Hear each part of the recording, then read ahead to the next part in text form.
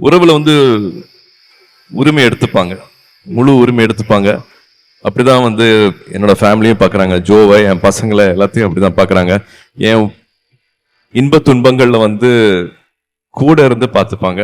அது அடிக்கடி பேசிக்க மாட்டோம். பட் இருந்தாலும் நான் எப்போ சந்தோஷப்படுறேன்னு அவங்களுக்கு தெரியும். நான் எப்போ ஒரு துன்பத்தில் இருக்கேன்னு தெரியும். கரெக்டாக ஒரு வாய்ஸ் மெசேஜ் இல்லை ஒரு மெசேஜ், ஒரு டெக்ஸ்ட் மெசேஜ் வரும்.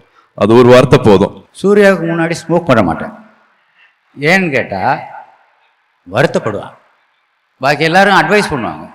வருத்தப்படுவான்றதுக்காக நான் ஸ்மோக் பண்ண மாட்டேன். அதுக்காக பெரிய மானிட்டர் வச்சுட்டு மானிட்டர் கீழே குனிஞ்சிட்டு தெரியாமல் பாத்திரக்கூடாது. நேத்தாப்புல உட்காந்து ஷார்ட் எடுத்துகிட்டு இருக்கோம்.